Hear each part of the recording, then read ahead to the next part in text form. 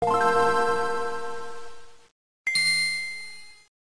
Alexander Magia, a VR developer of a fairly popular game called Starship Commander, one of the earlier high-quality VR games, has talked about Nintendo Labo in a video, and I'll have a link down in the description if you want to go check out the video, because he goes into much more technical detail than I can do, because I just don't necessarily understand literally everything he's talking about. So I'm going to try to break it down in layman's terms a little bit. He does a good job of it as well. But essentially, the conclusion after watching that video is, for everyone who's worried about Nintendo VR, who's worried about how the low resolution screen and Switch's power and all of this stuff are going to be incapable of providing a quality VR experience and is going to harm VR, which a lot of people have been saying. We talked about it actually recently in the Nintendo Prime podcast. Heck, I'll link that episode down in the description as well if you want to see where the conversation was going around Nintendo Labo VR. Reality is that he thinks it's a good thing. In fact, he thinks that not only are people overblowing this, the Nintendo Switch can actually provide a very similar VR experience to the first development kit for Oculus Rift. That's right, he just compared Switch to the very first high-end development kit for VR. But remember, Switch is going to provide a bad experience, right?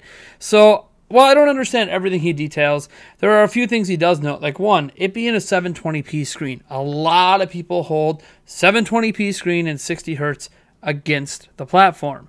Well, the original Oculus Rift dev unit was only using an 800p screen, and it was only 60 hertz. Now, the big thing here, though, he says it's not the frame rate and the resolution that makes people get sick, okay? It's the ability of the screen to rapidly change between dark and light. And that is something that isn't told to you in a refresh rate and isn't told to you in a resolution. So what he goes over is the biggest fear out of all of this, beyond people worried about it being a bad VR experience, is that people are going to get sick. Children are going to get sick. And he noted that there's a few things about this that actually line up very, very well for this not to be the case.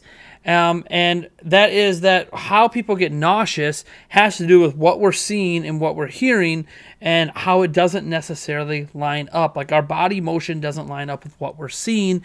That creates motion sickness. It's also why some people get seasick at times, because the body's moving in a way, the boat might be moving in a different way, the water's moving in a completely different way, and our brain just doesn't process it right, and you can get seasick. Well, this happens with VR as well, where you're seeing something and you move your head. Say you move your head like this, but there's no tracking, right? So you move your head, but nothing on the screen moves, and you're in this virtual world, and you're hearing something different than what you see visually going on.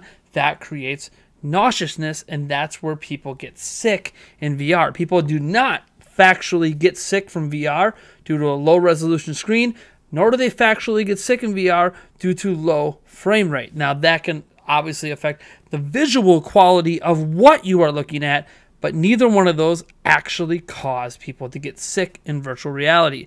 He has known this, obviously, since he started working on VR back in 2014 with the original development kit for Oculus Rift. He's worked on every single development kit of HTC Vive, Oculus Rift, and PlayStation VR. He's worked on all those major platforms, and he said there's a big difference between what Switch is doing as well compared to phones, because some people compare it to like this cheap, like Google Cardboard or those $10 glasses things that you could just stick your phone in from Walmart. He says there's a huge difference between those. One, those devices weren't purpose-built for VR. They didn't have VR-specific modes. Two, you obviously have to have lenses to make this all work. You can't just look at an LCD screen. When you put on the Oculus Rift head, when you put on the HTC Vive or the PlayStation, yes, there is a screen you're looking at, but there are lenses in front of that screen, and those lenses make all the difference in the world for a VR experience and making it truly work and stand out. And he says, based on what he has seen, just off photos, no look at the software or anything, he thinks that this is actually very, very close to the original Oculus Rift dev kit. And factually speaking, based on what Switch could potentially produce, it actually might perform better than the original Oculus Rift dev kit. Pretty astounding, huh? So what he said is, you have to remember throughout all of the marketing for this, for everyone who's into high-end VR and says this is bad for VR, this is absolutely not bad for VR. His conclusion is Nintendo has specifically targeted Nintendo Labo to kids and kids at heart. They have targeted Nintendo Labo PR to kids and kids at heart. They have targeted Nintendo Labo VR. The only images we have seen have just been kids, and all of it is holding it to your face, which is intended to be for short play sessions. So your arm gets tired, or if things are, if it's a little too blurry and your eyes are maybe bugging out of it, you just pull it away from your face, and it's all good. So Nintendo's designed this for kids. They designed it for quick play sessions, and they designed it to be what Oculus Rift Dev Kit 1 was, which was an introduction to true VR. So basically, Alexander's point here is his mind was blown the first time he put on the Oculus Rift Dev Kit and played a demo. Mine was blown. And that's what he thinks this is going to be for VR, and why it's a wholly positive thing. It's a massively cheaper alternative that gets you into true VR and gives you an initial experience. Remember, we're talking about kids. We're talking about people who have never experienced virtual reality ever. And when they put it on, it's going to blow their minds. And that is the entire concept of Nintendo Labo VR. It's not meant to be this amazing software experience. It's not meant to be, support for all these future VR games. What it's meant to be is the layman's introduction to VR. And with a cheaper introduction to VR with a device some of these kids and some of these families already own, this actually has a chance to make VR become mainstream.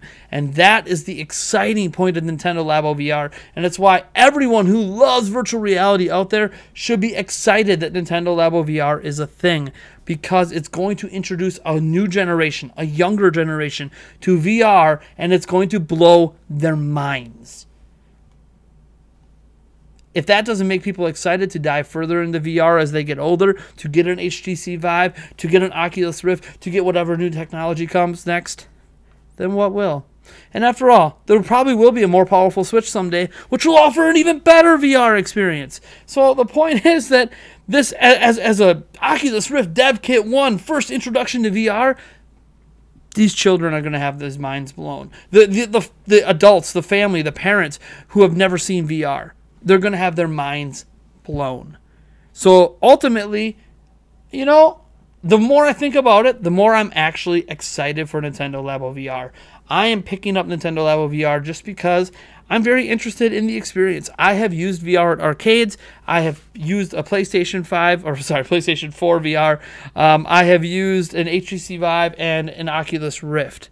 All right, I can't remember which Oculus Rift and HTC Vive it was. It wasn't mine. It was with friends. But point is, I've used these things, and all of them have motion tracking and all these crazy things going on that make it next level. But guess what? The VR experiences that Nintendo is making are purpose-tailored to the limitations of what this VR device can do, right? It's purposely tailored to, if it involves head movement, notice that anything that might involve head movement, such as the camera, has the Joy-Cons attached, which have motion detection. Everything about this is tailored to the specific limitations of Nintendo Switch, and that's why Alexander and now myself fully believe that Nintendo Labo VR is a wholly positive thing for the VR community, and everyone should be applauding Nintendo's true blue effort to bring real virtual reality to the masses. It might be simplistic, but it's the first time VR experience for potentially millions of people.